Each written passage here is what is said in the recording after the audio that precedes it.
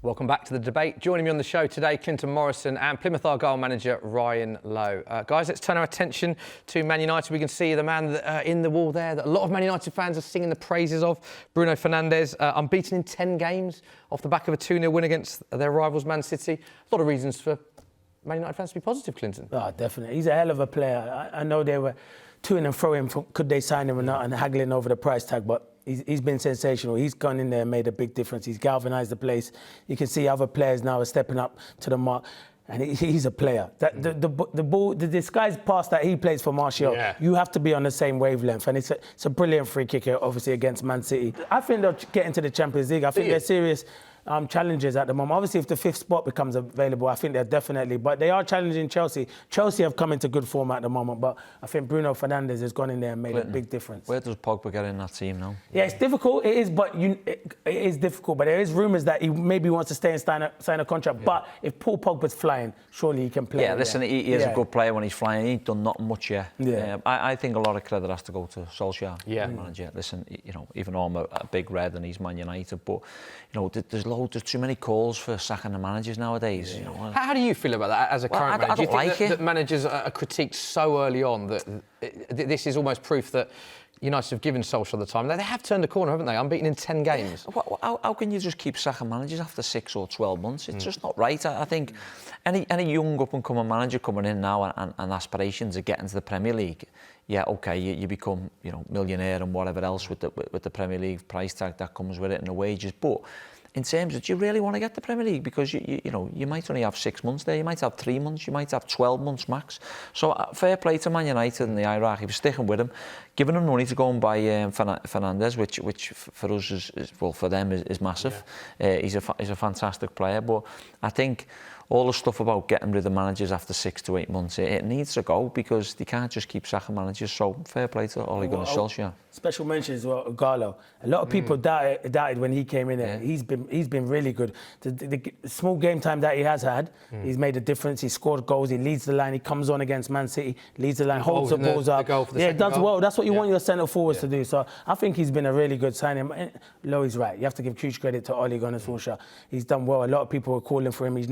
He shouldn't be at that club. He's only at the manager of the club because he's a legend at the football club. Nah, he's brought in good players like Wan-Bissaka, Harry Maguire, Fernandes. Recruitment's been good. James, very good, and the recruitment's been, and they're kicking on now. But he's bringing some of the youngsters too as well, the left back. Greenwood, Williams. There's some good players and he's putting faith in them, which fair play. Listen, again, big red, but fair play to Ole Gunnar Solskjaer. And listen, there's every chance that he can finish in the Champions League. Definitely. Yeah, currently fifth, 3 points off fourth, and of course fifth could be a Champions League spot as well, depending how Man City's appeal goes. So you expect them to be playing Champions League football next year, do you? Man United. Well, if they keep the form up like that, yeah, definitely. I think Man City will get some sort of ban. I don't think it'll be 2 years. I think he might just chop it in half and give it 12 months, certainly. Yeah. But yeah, listen, if Man United keep performing the way they're performing, then I expect them to be in the Champions League. And you're singing the praises of Ole Gunnar Solskjaer there. Do you expect him to be long-term manager of Man United now? Do you think that this was the key stage, if you like? If he gets them into the Champions League and he goes in the Champions League next season, which makes them a lot of money, and then there's money for him. Where are Manchester United at this moment in time? They're nowhere near Liverpool. They're nowhere near Man City at the moment. So they are third, fourth or fifth. Yeah. So you just have to accept that. Liverpool had to accept it for many years.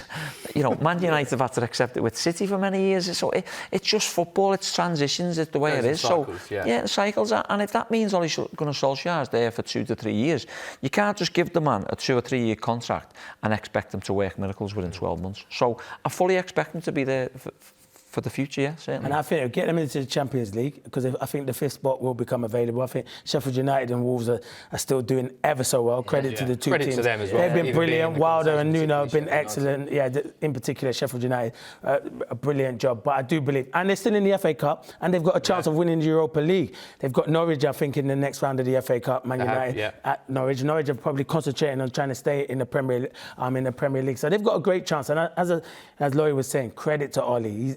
fair play to him, because a lot of managers could have cracked under the pressure that he was on. A big club, probably the biggest club there is in world football, in Man United. And if you're not doing the business, obviously behind Liverpool as well. But yeah, I thought you'd get that in. I know, I knew you'd get that in. But if you're not doing the business, they want you out. But he stuck to his game plan, and now they're kicking on. But I think the addition of Bruno Fernandes has helped them massively as well. 3 goals, 3 assists since he's been there. And I think the other thing that Man United fans are so impressed with is just how much he wants the ball. And it's so early on in his Man United career, he wants the ball. He's influencing energy as well. Influencing play, easy for me to say.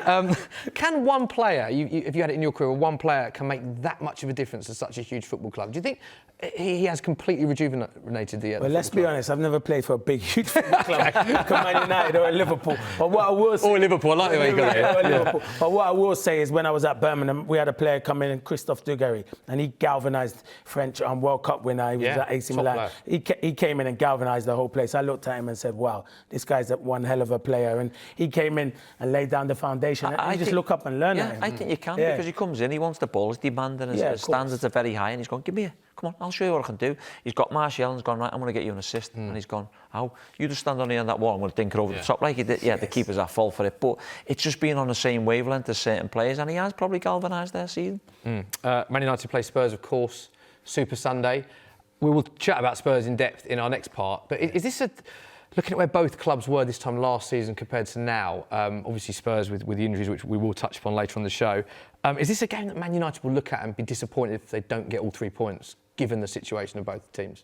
Yeah, definitely. I think it's still a hard game. You still got to respect Tottenham, because they're still a good team with a really decent manager, but at the moment, all their injuries. But the form Man United are in, they know they need to get the 3 points, and they'll be going into the game full of confidence. They're in a great run at the moment. You've just gone and beat the champions at the moment. I know they won't be the champions at the end of the season, because I think it would definitely be Liverpool, but you've just beat Man City, and then you beat them convincingly on the weekend. I thought they got their game plan superb. So Man United they're full of confidence at the moment. I think they'll be going into the game thinking they most definitely should get the 3 points.